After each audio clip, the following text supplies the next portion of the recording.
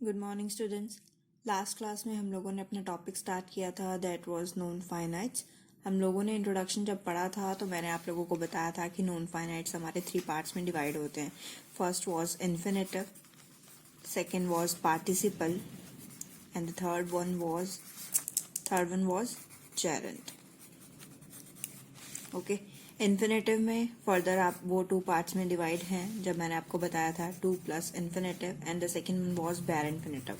ठीक है, last class में मैंने आप लोगों को नॉन फाइनाइट्स बता दिया था, फाइनाइट वर्ब बता दी थी, 2 प्लस इन्फिनेटिव बता दिया था।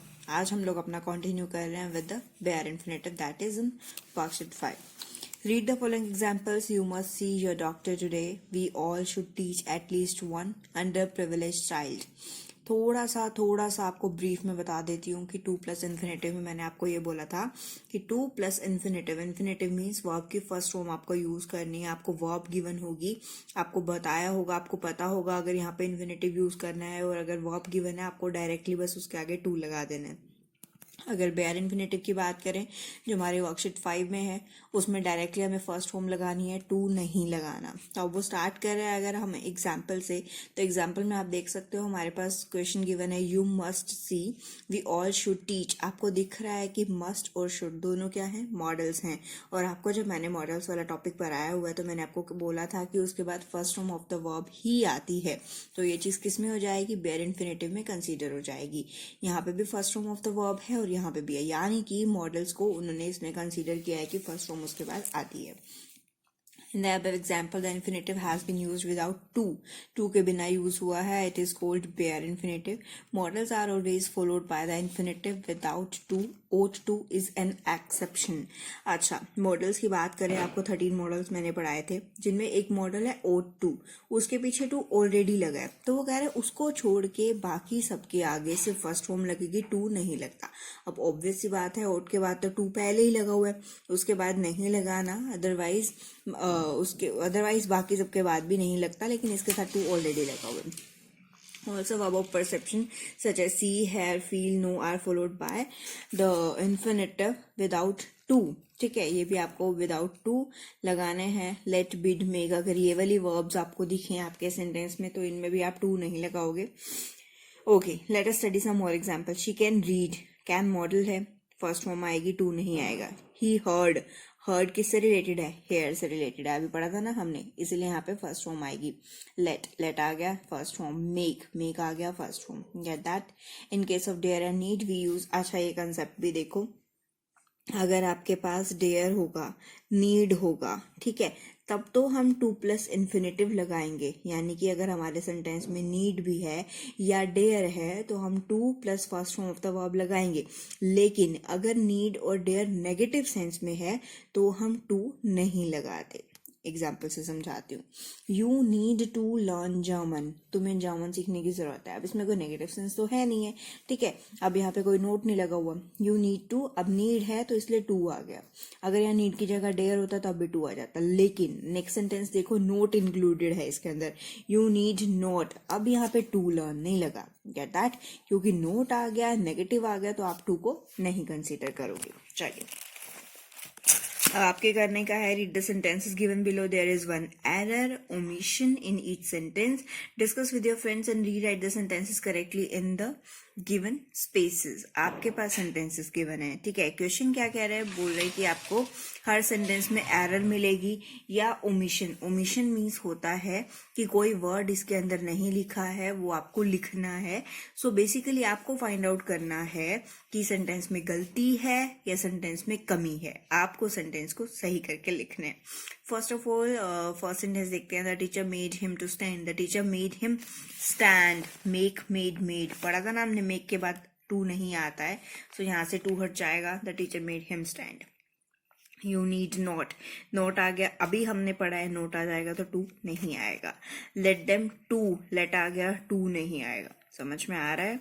यू डेयर नोट, नोट आ गया, टू नहीं आएगा। बिड देम, बिड आ जाएगा तो टू नहीं आएगा। I must to reach, must modal है, टू नहीं आएगा। ओके, यू ऑट, अब ऑट के बाद टू आता है, यहाँ नहीं लिखा तो ये ओमिटेड है, यहाँ पे टू आएगा। आई हैव के बाद टू आता है, हैव टू आ जाएगा। आई यूज के बाद टू आता है, टू नहीं लिखा है, ओमिटेड है, टू आ जाएगा, वी हैव टू हो जाएगा, यू ऑट टू हो जाएगा, यू ऑट टू हो जाएगा। Get that? ये आपके ओमिटेड हैं और ऊपर वाले आपके एडिटेड थे। चलिए वर्कशीट 6 की बात करते हैं। Read the following sentences and tick the correct option. I am so tired that I want to lie या lie down and to go to sleep. मैं बहुत थका हुआ हूँ, आई वॉन्ट टू लाई। अच्छा, इनका कंसेप्ट पहले आपको समझा देती हूँ, then you have to try it yourself. Remember में देखो आपके पास क्या लिखा है बच्चे, कि आपके पास जब टू सेंटेंसेस का कॉम्बिनेशन होगा, यानी कि आपके पास जो सेंटेंसेस होंगे वो लिंकर से जुड़े होंगे। लिंकर मीन्स एंड और बट कुछ भी, ठीक है। सो आपके पास जो फर्स्ट वाला सेंटेंस होगा ना, उसमें तो आप टू लगाओगे, लेकिन सेकंड वाले में टू नहीं लगाओगे। चलिए देखते हैं कैसे। I am so tired that I want to lie down and, अब यहाँ पे टू गो नहीं आएगा, सिर्फ गो आएगा, go to sleep. It is easier to flatter than praise, अब टू नहीं आएगा। Get that? एक बार टू आ गया तो सेकंड वाले में टू नहीं आएगा। Tanvi is ready to go anywhere, but यहाँ पे टू विजिट नहीं आएगा, विजिट आएगा। ठीक है, आपको ये खुद से कंप्लीट करना है। सीधी सी सिंपल सी बात है। फर्स्ट वाले में हम टू ऐड करेंगे, सेकंड वाले में टू नहीं आता, जस्ट फर्स्ट फॉर्म का वर्ब आई। चलिए अब बात करते हैं वर्कशीट 7, द ING फॉर्म। अच्छा, ING क्या होता है? मैंने आप लोगों को अभी बताया था, जब इंट्रोडक्शन मैंने लास्ट वीडियो में भी दिया था और अभी भी मैंने बताया था अबाउट द पार्टिसिपल। ठीक है जी, पार्टिसिपल एंड जेरेंट, यानी कि 3 पार्ट्स थे ना। फर्स्ट पार्ट क्या था? इन्फिनेटिव। ठीक है, इन्फिनेटिव हमारा डन हो गया, अभी रह गया पार्टिसिपल और जेरेंट। पार्टिसिपल भी 2 पार्ट्स में डिवाइड होता है, प्रेजेंट और पास्ट, और जेरेंट का मतलब ही होता है ING plus first form of the verb. अब और प्रेजेंट पार्टिसिपल का मतलब भी फर्स्ट फॉर्म प्लस ING होता है। अब ये ING तो लिख रहा है, अब हमें ये नहीं समझ में आ रही कि अब पार्टिसिपल पढ़ाना चाह रहे हैं या जेरेंट पढ़ाना चाह रहे हैं। चलिए स्टार्ट करवा रही हूँ, देन मैं आप लोगों को डिफरेंशिएट करूंगी कि how can we know that whether it is talking about participle और gerund. Read the sentence given below. The crying baby hugged his mother. Cry plus ING, crying baby. In the above example, the word crying is made from the verb cry by adding ING. It is thus like a verb. However, it is also describing the baby, which is a noun. So crying is also act as a adjective. Remember, a word which is like a verb but acts like an adjective is called participle. समझ में आई? Like एक ऐसा word बचे जो कि है तो एक वर्ब, लेकिन वो एडजेक्टिव की तरह यूज हुआ है। एडजेक्टिव लाइक ऐड कर रहा है वो आप हमारी विशेषता, लाइक आपको जैसे हिंदी में पढ़ाया जाता है। अब जैसे वो बात कर रहे थे, crying baby hugged his mother, बच्चा रोता हुआ बच्चे ने अपनी मम्मी को कस के हग किया। अब वो क्राइंग बेबी है, ठीक है। अभी वो क्या हो जाएगा? एडजेक्टिव हो जाएगा। सो ये क्या है? पार्टिसिपल है।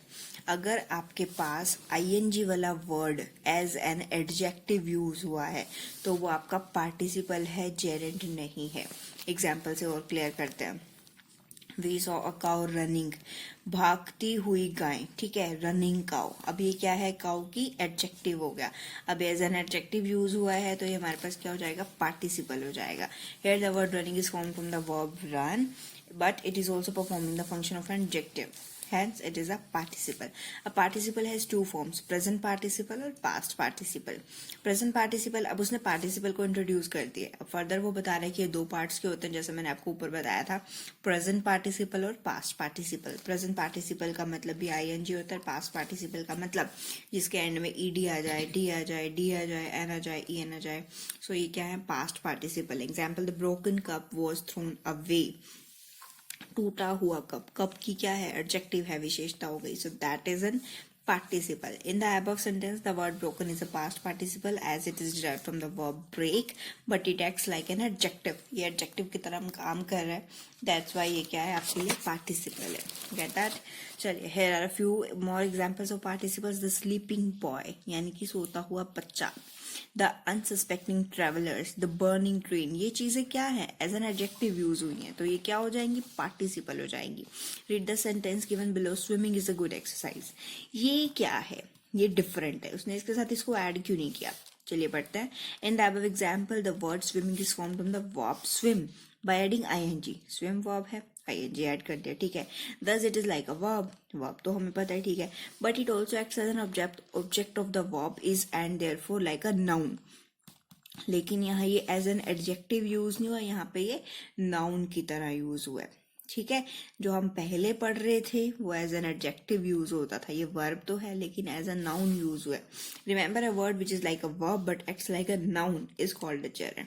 अब समझ में आया कि जेरेंड और पार्टिसिपल में डिफरेंस क्या है। अगर तो वो आपका एज एन एडजेक्टिव यूज हुआ है तो वो आपके पास पार्टिसिपल हो जाएगा, एज अ वर्ब यूज हुआ है तो आपके पास जेरेंड हो जाएगा। Example, he is fond of wearing sunglasses. क्या किसी की विशेषता की बात नहीं की गई है, नॉर्मल है, एक वर्ब है, एज अ नाउन यूज हुआ है, that's why it is an gerund, ठीक है। चलिए, here are a few more examples of gerund। gerund के कुछ और एग्जाम्पल है, writing poetry, his loud singing, honking। अब ये चीजें क्या है, एज अ नाउन यूज हुई हैं। Remember a participle is a verbal adjective formed from a verb acting like an adjective, जो आपको अभी पढ़ा चुकी हूँ। flying birds, उड़ते हुए पंछी, that's why it is participle। a gerund is a verbal noun, as a noun use होता है। example, man always dreamed of flying in the world। हमेशा इंसान आसमान में उड़ने के सपने दिखता है, लाइक इट्स नाउन, ठीक है। तो ये क्या हो जाएगा, जेरेंड हो जाएगा। वर्कशीट 8 आपकी इसी के ऊपर डिपेंड है, आपको बताना है कि ये सेंटेंस जेरेंड है या फिर पार्टिसिपल का है। आप वर्कशीट 8 तक करेंगे, अच्छे से ट्राई करेंगे, सारा कंसेप्ट अच्छे से समझने के लिए कोशिश करेंगे, रिवाइज करेंगे। We will continue our topic in the next class. Till then take care, have a great day, bye bye.